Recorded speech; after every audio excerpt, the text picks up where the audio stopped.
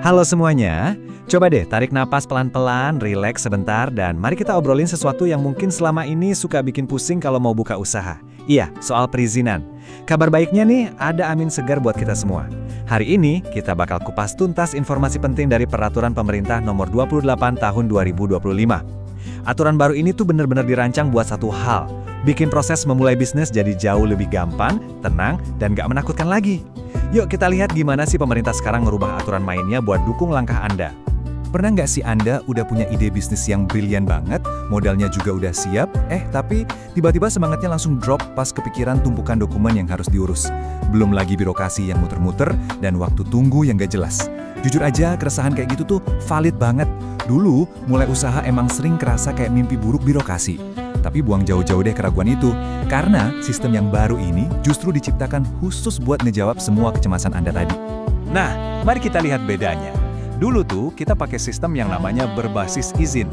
Artinya, pemerintah minta semua syarat harus beres di awal sebelum Anda boleh ngapa-ngapain. Intinya sih, susah di awal.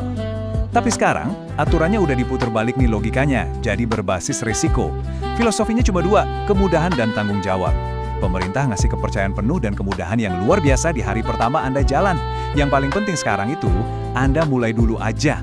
Kalau ngelihat keseluruhan peta perizinan yang baru ini, wajar sih kalau sekilas kerasa agak mengintimidasi. Kayak banyak banget jalurnya kan? Tapi tenang, gak usah panik. Lewat penjelasan ini, saya bakal nuntun Anda pelan-pelan. Gubah sistem ini jadi bagian-bagian kecil yang simpel dan gampang banget dimengerti. Nanti di akhir, Anda bakal sadar kalau jalur ini tuh sebenarnya rute paling jelas dan mulus buat kesuksesan bisnis Anda. Oke, kita masuk ke era baru perizinan usaha dan 4 tingkat risiko bisnis. Kita ini benar-benar masuk ke era baru loh. Bisnis Anda nggak lagi dinilai dari seberapa tebal tumpukan kertas pengajuannya, tapi murni dari tingkat risiko aslinya di lapangan. Sistem yang sekarang membagi semua aktivitas bisnis ke dalam 4 kategori utama.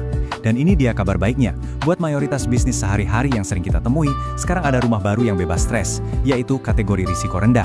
Di titik inilah transformasi gedenya berasa banget. Alih-alih ngurus izin berlembar-lembar, usaha di zona hijau ini punya semacam jalur VIP yang super cepat. Simpelnya begini deh, kalau Anda mau buka warung makan kecil, toko kelontong, atau jasa laundry rumahan, Anda itu otomatis masuk di kategori risiko rendah. Legalitas yang Anda butuhin buat buka usaha cuma NIB alias nomor induk berusaha. Udah, beneran cuma itu aja.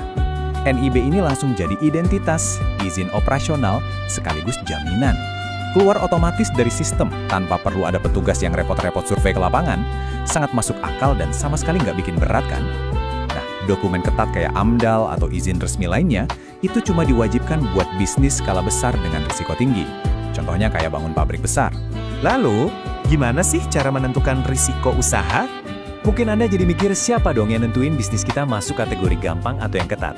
Jangan khawatir, ini bukan tebak-tebakan kok.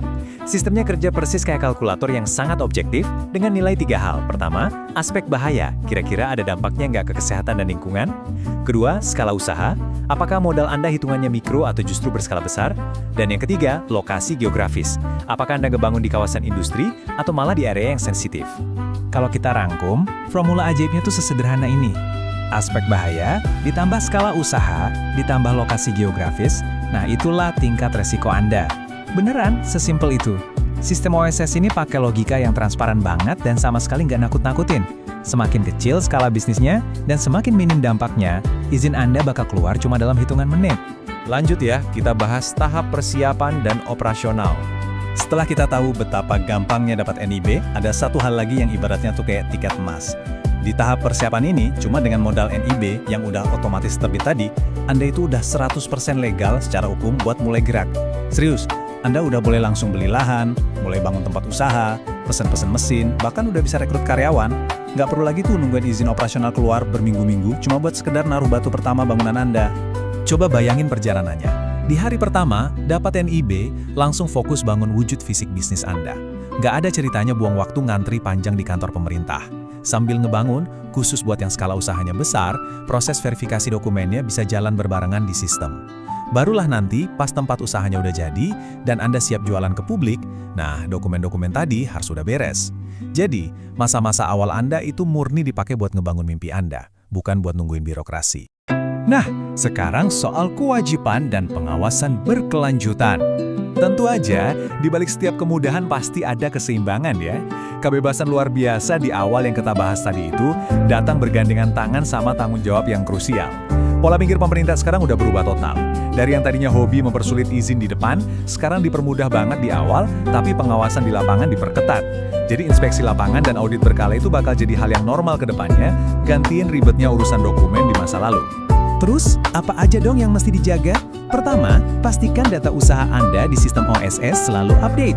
Kedua, biasain deh bikin audit internal rutin. Kenapa ini penting banget? Soalnya, kalau pas pemerintah datang inspeksi dan nemuin ada komitmen yang dilanggar, Anda bisa kena sanksi denda finansial yang lumayan tegas. Dihitung langsung dari persentase omset loh. Bahkan kalau pelanggarannya fatal, akses OSS Anda bisa dibekuin.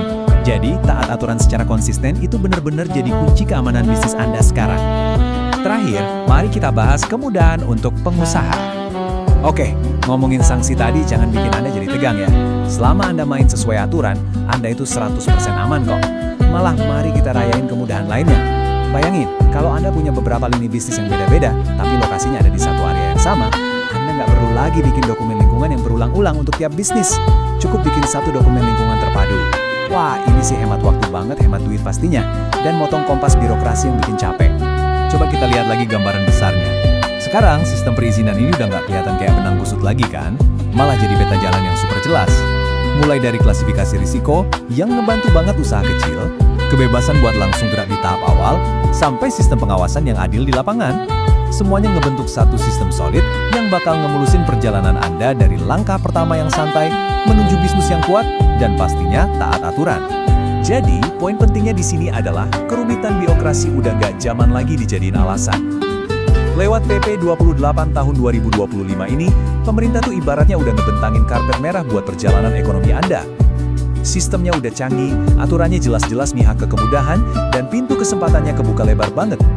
Dengan langkah pertama yang udah dibikin segampang ini, pertanyaannya sekarang balik ke Anda.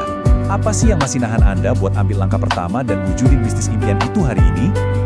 Terima kasih udah ngikutin penjelasan ini, semoga sukses terus ya buat rekan. Terima kasih telah menyimak penjelasan mengenai aturan, semoga informasi yang disampaikan bermanfaat dan menambah pemahaman bersama.